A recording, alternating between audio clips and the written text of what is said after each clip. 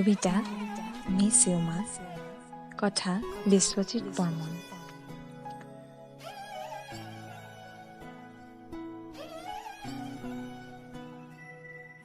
আজি সঁচাকৈ বহুত মনত পৰিছে অ' মা।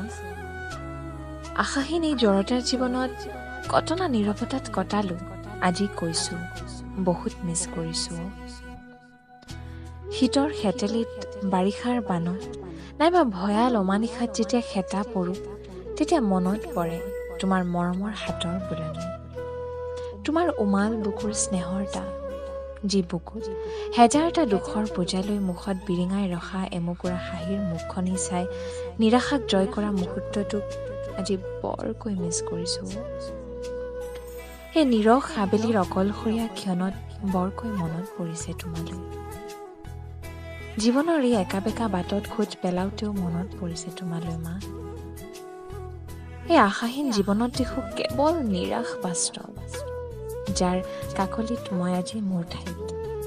সেয়ে সঁচাকৈ কৈছো মিছ ইউ মা, আই ৰিয়েলি মিছ ইউ।